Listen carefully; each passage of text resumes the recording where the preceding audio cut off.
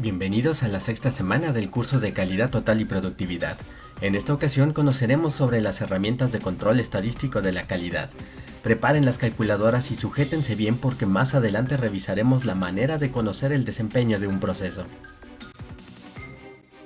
Comencemos por una herramienta básica de la calidad, la hoja de comprobación y recopilación de datos, la cual nos ayudará a revisar que estemos cumpliendo con cada una de las especificaciones de la calidad. La idea es muy simple, consiste en hacer una lista con lo más importante que debe cumplir nuestro producto, servicio o proceso de acuerdo con el diseño original. Iremos palomeando la lista y de esta manera en un vistazo nos daremos cuenta si nos hace falta algo. También cumple con otra función, que es la que nos interesa en este tema. Se trata de un formato muy sencillo de utilizar que nos ayudará a registrar datos con los cuales podremos analizar el desempeño de un proceso. Una buena lista de comprobación y recopilación de datos nos ayudará a capturar y organizar los datos. En pantalla tenemos un ejemplo muy claro de la hoja de verificación. Se especifica la información que nos ayudará a identificar el proceso que estamos controlando. Como se aprecia, este formato fue diseñado para contabilizar las veces que ocurren los defectos en una fecha concreta en un proceso de empaquetado de bolsas de cacahuates. Idealmente, en lugar de tener nombres genéricos para los defectos, podríamos especificar de qué defecto se trata. Por ejemplo, cantidad errónea de producto, ruptura del empaque, producto equivocado, falla en el sellado del producto y todas aquellas situaciones adversas que afecten el proceso. Una vez que se registra la falla, la marcamos en la columna de conteo. Al terminar el proceso, contamos la cantidad de veces que registramos cada falla y obtenemos el porcentaje de rechazos. Ahora vemos un ejemplo distinto. La recolección de información se hace de una forma más gráfica para conocer la distribución estadística que siguen las bolsas de cacahuates. Suponemos que el peso de las bolsas debe ser consistente alrededor de los 57 gramos que se supone que contiene cada bolsa. Sin embargo, reconocemos que existe alguna variabilidad que ocasiona que algunos empaques sean más pesados que otros, y este formato precisamente nos ayuda a ilustrar mediante un histograma la distribución de frecuencias en el peso de una muestra determinada. Para utilizarlo, simplemente marcamos con una cruz el peso de cada bolsa de cacahuates y al final contamos la cantidad de bolsa con ese peso. Este ejemplo nos muestra que contar los defectos a través de una hoja de verificación nos ayuda en gran medida a elaborar un diagrama de Pareto. A veces tenemos hojas de verificación muy gráficas como la que aparece en pantalla en este momento. En este caso se muestra un diagrama de un vehículo en el cual el inspector de calidad marca con un plumón rojo la zona en donde se encontró un defecto.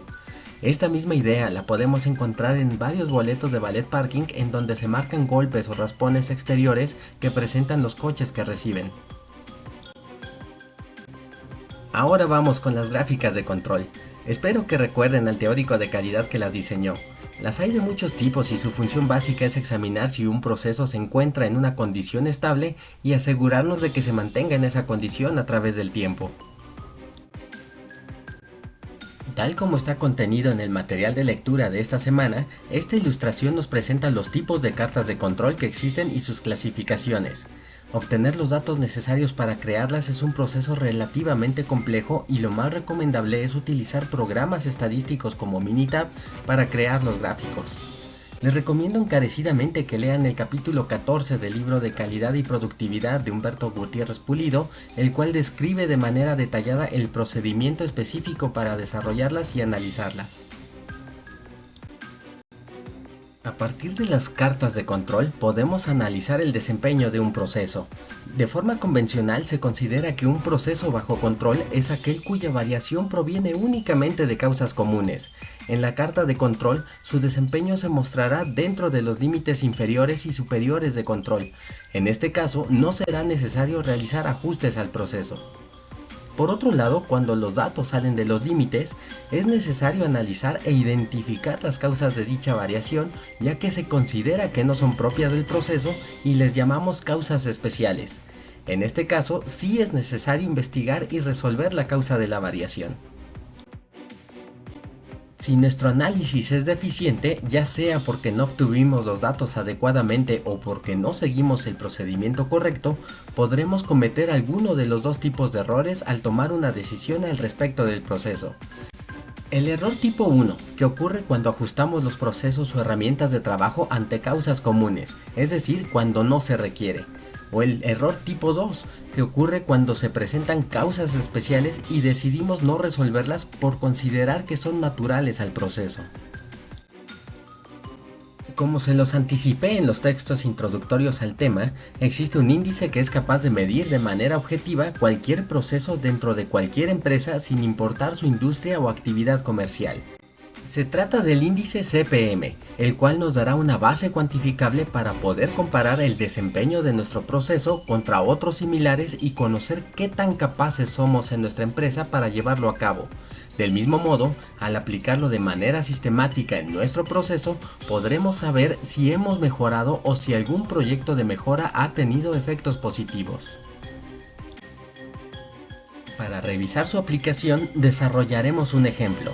Supongamos que en un proceso de empacado de costales de fertilizantes, una empresa debe asegurarse que el peso de cada uno de ellos es de 50 kilos, con una tolerancia de más o menos 1 kilo, es decir, todos los costales que tengan un peso entre 49 y 51 kilogramos estarán cumpliendo con la especificación. Para comprobar que efectivamente cumplimos, medimos el peso de una muestra de costales, de modo que obtenemos una media de 49.76 kilos y una desviación estándar de 0.51 kilos. De entrada, parecería que tenemos un problema con el llenado de los costales, pero calcularemos el índice CPM para tener una base objetiva de análisis. La fórmula del CPM indica que debemos tomar el rango de especificación, es decir, la diferencia entre el límite superior y el límite inferior de tolerancia, y dividirlo entre 6 veces tau. Obtenemos tau al obtener la raíz cuadrada de la suma de la varianza, representada por sigma al cuadrado, más el cuadrado de la diferencia entre la media y el objetivo de la especificación. Como tenemos la desviación estándar, lo único que tenemos que hacer es elevarlo al cuadrado para obtener la varianza. Sustituimos los datos en la fórmula y resolvemos. La diferencia entre los límites es 2, mientras que 6 por tau resulta en 3.38. Resolvemos la fracción y tenemos un índice de 0.59. Este número nos brinda una base confiable para saber si a través del tiempo logramos tener un mejor control del proceso. Recordarán a los teóricos actuales de la calidad.